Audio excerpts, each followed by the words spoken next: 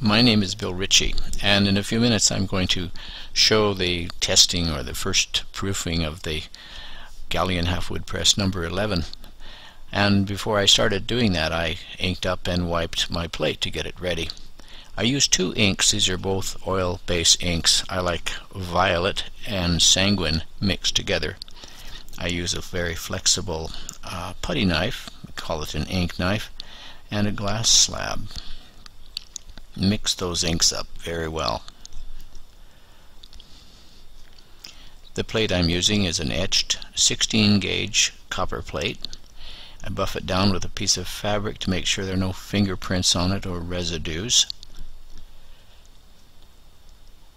And I like to use a little chip of mat board, 4-ply mat board, to spread the ink around and work it into the textures of the plate. That's the whole point of intaglio printmaking, intaglio printing.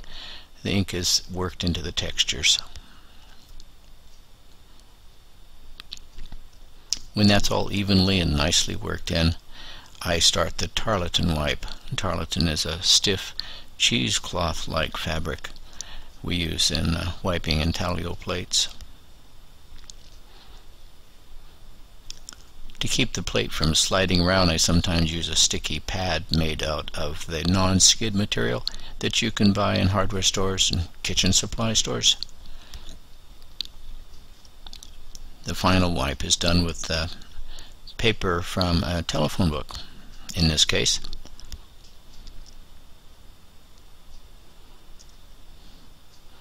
I decided partway through the process to add black borders, dark borders around the edge of the plate, so I took out some oil-based Charbonnel black ink and mixed it up real well, and with the same cardboard chip I worked the ink in right over the top of the other colors, since black will override any color.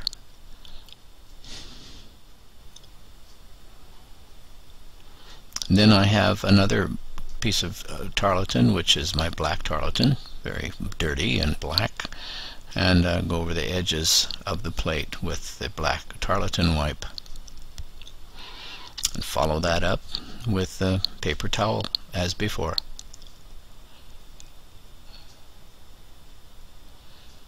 Now all I need to do is clean the edges of the plate with a piece of cotton fabric, and I will be ready to do my demonstration.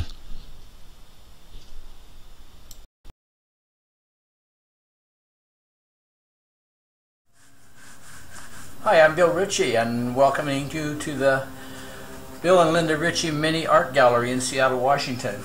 I'm testing a press in the gallery today, Galleon Halfwood Press number 11, which is on its way to Georgia. And I like to test the presses before I send them out. I usually do it in my shop, the Halfwood Press.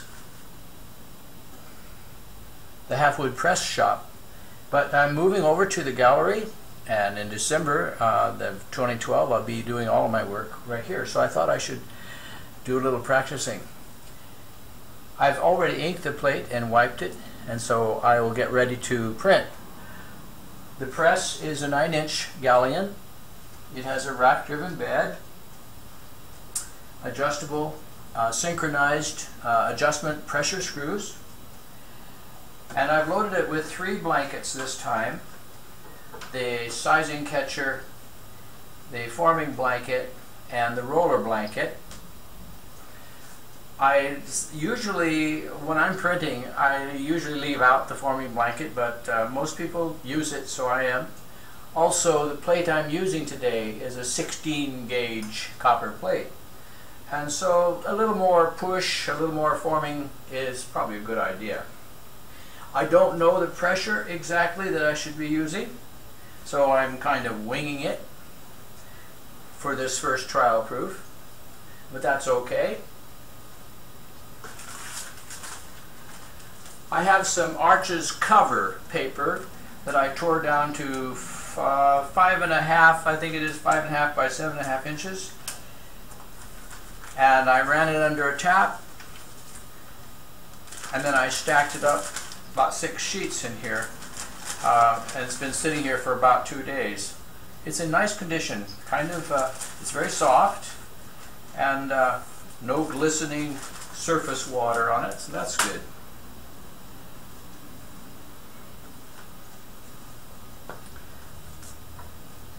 In terms of how tight did I put the pressure, well, that's a matter of feeling. I do have roller rulers on the side, and I can see that the top of the brass block is lined up just a little bit below the D on the roller ruler.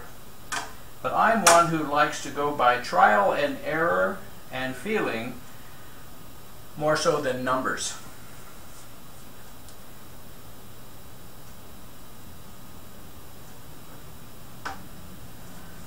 A little funny to be driving the press from this side, but well, that's show business. Hard to tell, again, without knowing what the trial proof is going to look like, whether this is the correct pressure, but we'll see. And also, since the video is coming from that direction, I'll roll it back the other way. It doesn't hurt to print it 2 times. In fact, some people believe that you get a better impression if you go twice. The only danger is that the paper will shift a little bit the second time through and cause it to go blurry.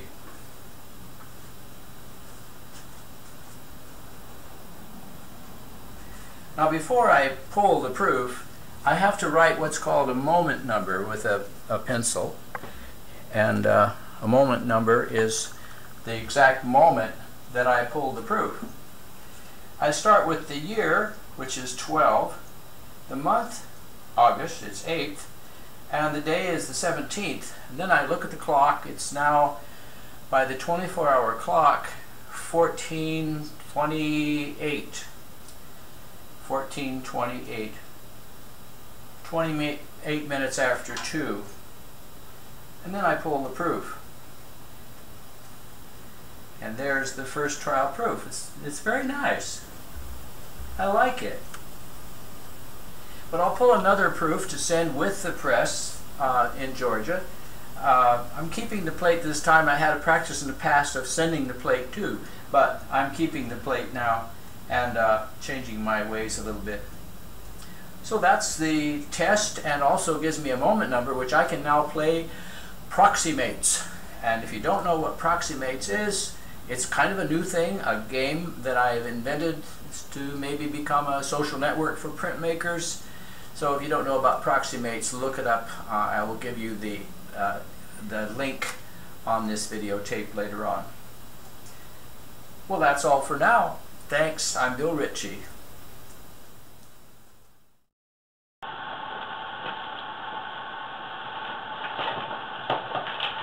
Well, there's the finished print, and then matte. Doesn't that look nice? The next thing that I do is to load the press ghost, and then demonstrate the press ghost. The press ghost is a flash memory drive that's in the press, and it comes with a little box that contains the 6-foot USB cable, which I can connect to the press, to the computer, and then dump, as they say, my ideas and my lessons and the user manual in color into the memory on the press, so that when the owner gets the press, he or she can download it to their computer or watch it on any kind of device that has a USB connection on it.